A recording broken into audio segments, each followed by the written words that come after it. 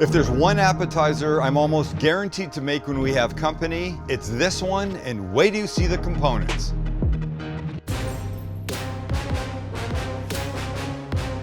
Because there's really only two main ones. One of them is yellowfin tuna, and the other one is Captain Crunch.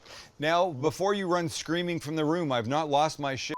I really haven't. I'm telling you, years ago, I did an episode about the farmed bluefin tuna about 40 miles south of San Diego in the Coronado Islands. It's Mexico. They farm bluefin tuna. They get big and fat. They send them to Japan where they're auctioned off. So we shot there. I ended up with a giant piece of it for the half-hour TV show. And then I wanted to cook with it and show people what to make with it. The first thing I was going to show, how to sear tuna. Because a lot of people make a mistake. Too little heat, too long in the pan, that kind of thing. You're trying to keep it rare in the middle. I'm getting somewhere with my story. Then I wanted to show how to sear a piece of tuna with something on it. And I knew what I wanted my sauce to be before I knew what I wanted to put on it. And I knew I wanted that to be a combination of Japanese mayo, Kewpie, and sriracha. So I've got savory, I've got spicy.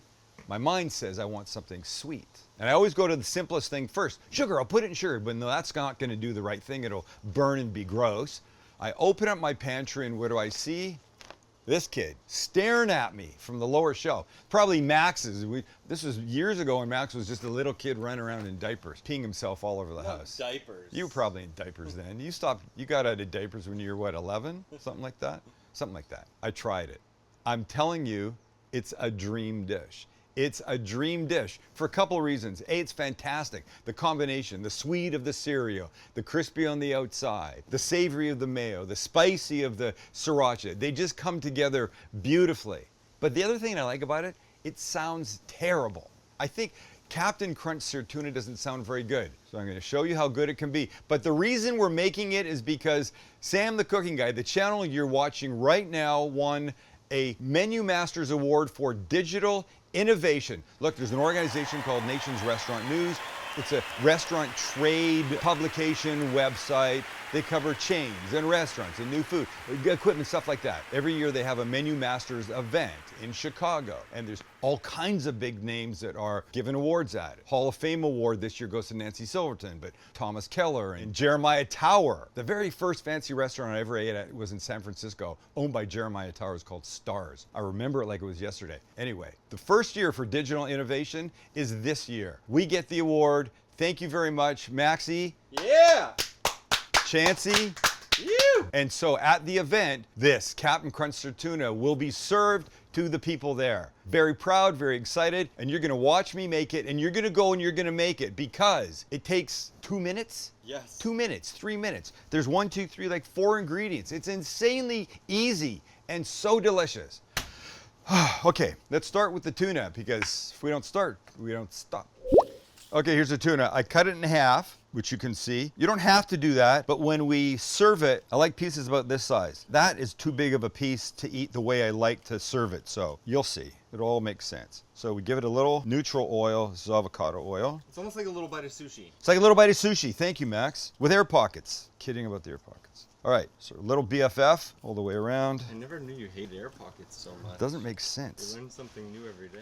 So we get this nice oil this side too, and just, you know, just do it, do it, do it, do it, do it. All right, when you get this done, we'll set this aside and deal with the cereal. Captain Crunch, Ziploc bag, this goes in here. Somebody always manages to ask when I make this, could you use other Captain Crunches, like the Crunch Berries or the peanut butter? To which I say, no, you can't. Don't even think about it. That'd be ridiculous. Peanut butter's not the thing to introduce into this recipe. Thank you, Max. Max has had this how many times? Hundreds. Hundreds. All right. In the bag, get out the air, zip it up, get your little rolling pin, and roll away. You're looking for dust. You don't want pieces. Pieces will fall off when you're cooking it. You need this to be like dust. So away you go.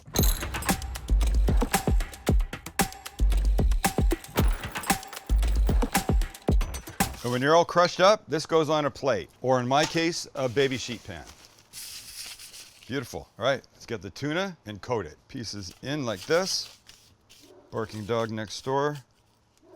You want to do this nice, coat well all the way around. And the other piece.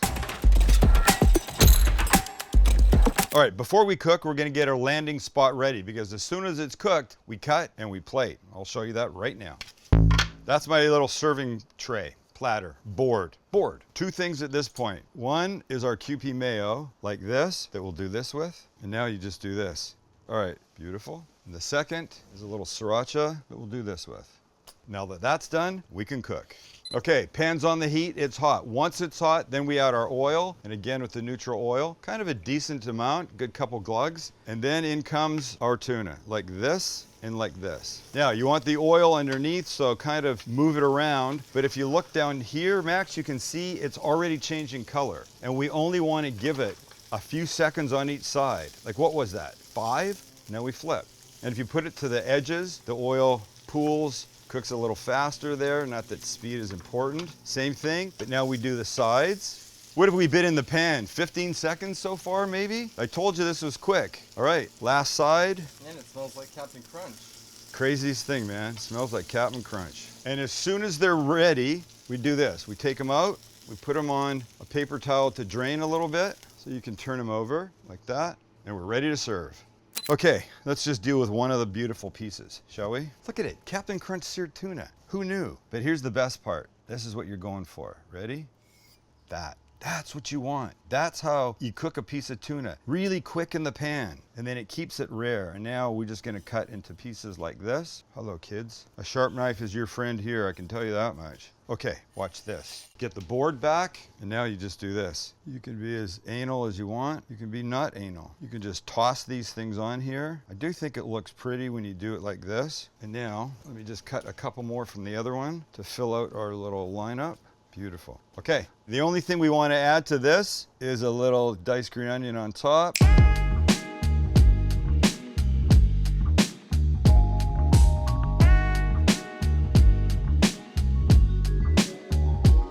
Beautiful. So here's the key. The key is to get some of the QP and the sriracha at the same time you get a piece of the tuna. They all work together beautifully, like this. Of course, this is just green onion. At the event, at the Menu Masters event, it will be topped with furikake, a seaweed, sesame seed seasoning thing to go on top. Max got scared of it. He couldn't get his head around it. He can get his head around this though.